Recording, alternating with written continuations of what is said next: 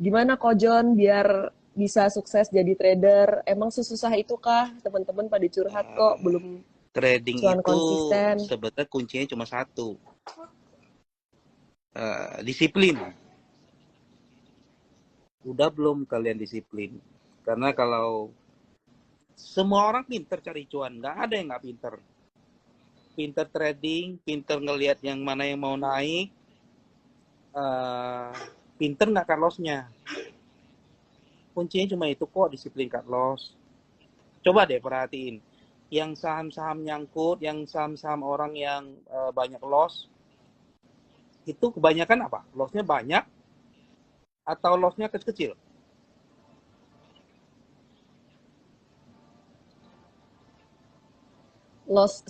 Sebenarnya lossnya tuh jarang, tapi sekali loss tuh langsung bikin apa ya, mentalnya rusak, Ya, terus biasanya sih yang akunnya saya juga temuin adalah jadi kegerus banyak misalkan duitnya kok. dari 100 kali trading, 100 kali trading mungkin 70 kali tradingnya bener tuh. Profitnya satu Mm-mm. persen, profit dikit-dikit. Tapi 30 kali tradingnya ini ngalahin profit yang 70 kali trading itu. Karena apa? Biasanya orang kalau udah sangkut dibiarin, dibiarin. Profitnya cuma satu Hmm. persen, loss-nya bisa satunya 10%, 8%, kadang bahkan nggak di-cut loss-cut loss. Itu loh yang jadi akhirnya jadi rugi banyak.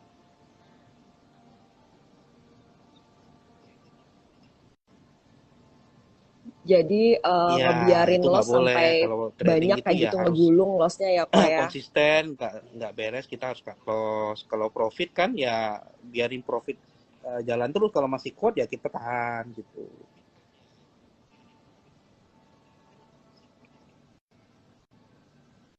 Oke, teman-teman kalau ada yang mau nanya boleh di kolom question ya. Mau oke. Baiklah. Nah, tadi itu udah dikasih tahu oleh Kojon sebenarnya semuanya itu soal disiplin. Kadang-kadang di sini tuh saya ngerasa tuh agak susahnya karena kita tuh kan harus menyangkal diri ya. Kadang-kadang kan kalau misalnya kita trading tuh kan kayak ada macam kebanggaan diri, kayak pride gitu kan. Kok kayak ngerasa, ih analisis aku benar terus kayak gitu. Kadang-kadang tuh denial, nggak mau ngakuin salah. Atau misalnya pas kita cut loss ternyata, wah seandainya tadi nggak di cut loss, sebenarnya masih mantul loh, kayak gitu loh. Kok kayak gini, seperti apa sih kok Jadi sebaiknya kebiasaan untuk gini loh, yang teman-teman yang terjadi adalah mungkin masih di saat mengalami kita hal beli ini? terus turun, kita biarin. Habis itu naik lagi. Akhirnya kita take profit dong.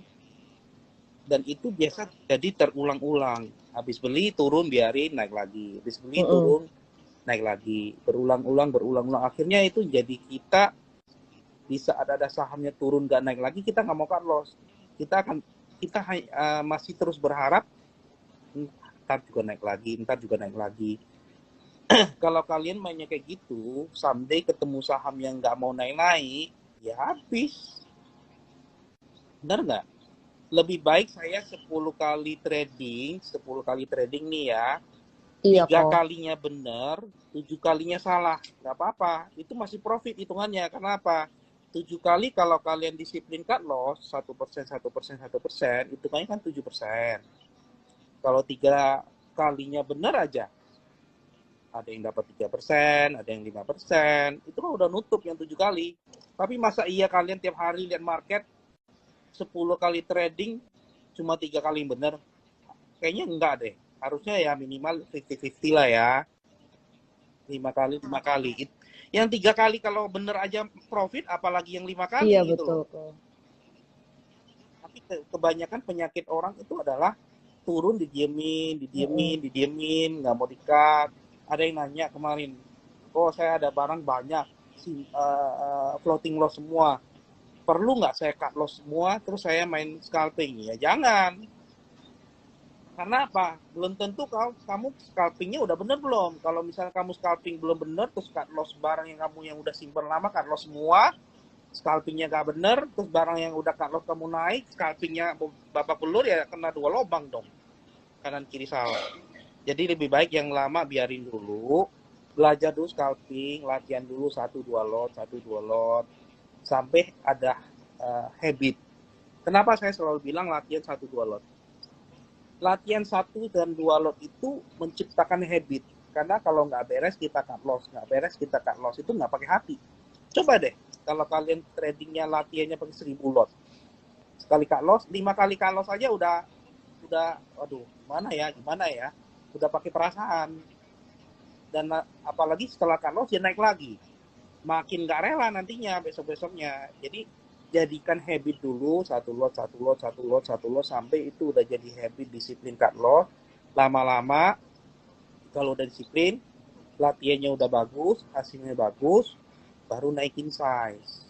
Kebanyakan orang hanya fokus sama returnnya, tapi nggak fokus sama prosesnya. Yang kita harus ambil adalah prosesnya dulu, harus benar. Kalau prosesnya udah benar, returnnya itu udah pasti ngikut otomatis.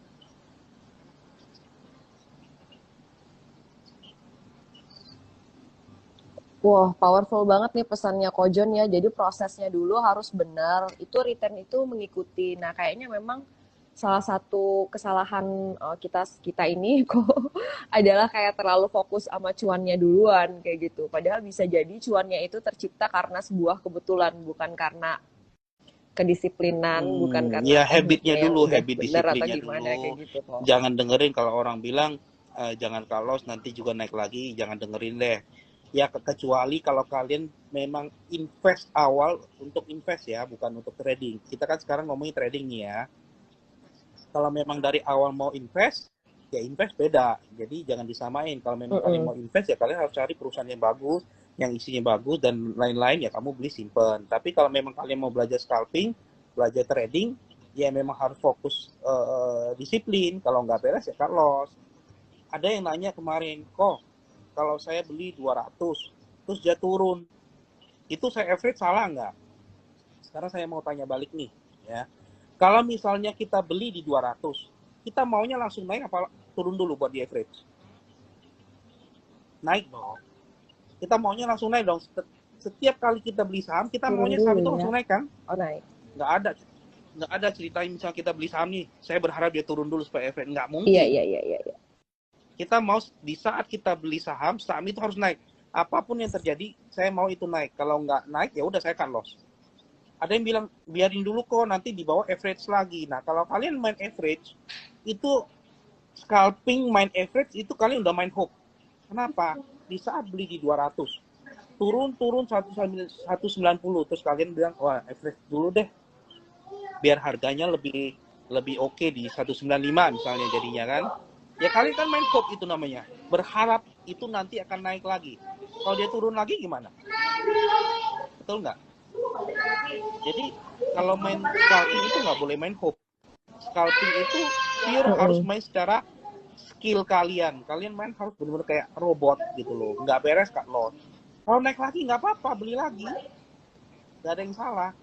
Ada yang nanya greedy, wah kok saya greedy nih jadi loss. Enggak. Greedy nggak ada yang salah dengan greedy.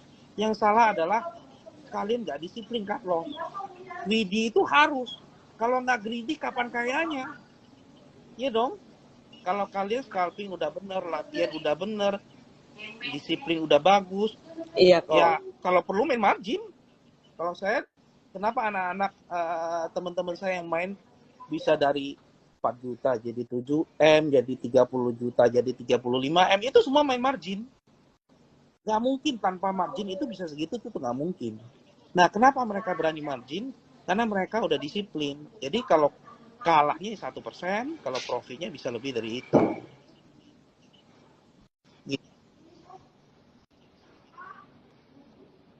Iya, jadi hati-hati juga ya kalau udah disiplin. Tuh, Odegama bilang koko galak katanya. Ya kalau kalau Baik, kok ini ada yang minta ceritain kok Kojon awal trading kayak gimana kok? Kojon ini dulunya ya petinggi di broker forex tahu, kalau guys. galak sih ya kayak seperti anak-anak yang di ruangan sana ya di MG ya, mereka kan mainnya mau nggak mau harus disiplin. Cuma kadang kan kita mengalahkan diri kita sulit. Jadi di sana itu memang saya terapin, kalau misalnya ada yang nggak disiplin pasti saya maki-maki. Tapi kalau 2 kali nggak disiplin, saya keluarin dari ruangan. Jadi nggak boleh masuk lagi. Jadi ya mau nggak mau yang masih mau di sana ya harus disiplin. Jadi so far sampai sekarang itu 99% semuanya disiplin. Karena kalau nggak disiplin, pasti dikeluarin dari sana.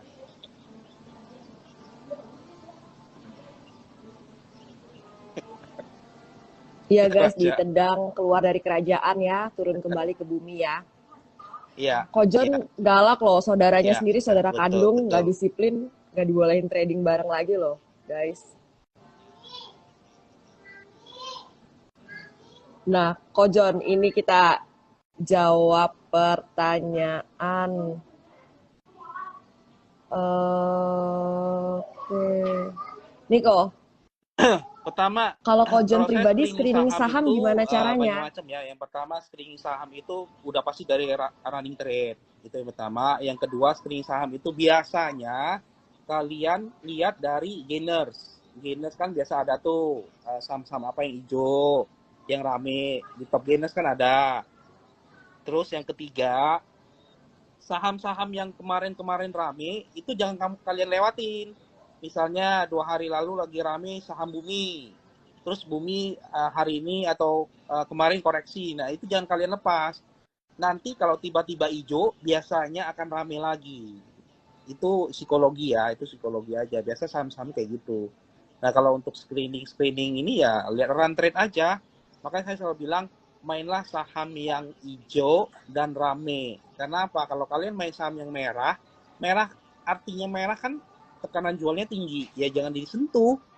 Karena potensi untuk profit gedenya sedikit, kecuali barang ARB ya, kecuali barang ARB. Kalau misalnya barang yang minusnya 3%, 2%, 4%, ngapain? Kalian pernah nggak lihat saham yang minus 3%, habis itu naiknya sampai puluhan persen? Jarang kan? Lebih banyak adalah saham yang udah naik 3%, 4%, masih lanjut sampai plus 20%. Tapi kalau dari merah langsung naik sampai puluhan persen itu jarang banget. Jadi ya lebih baik pilih yang hijau dan rame aja.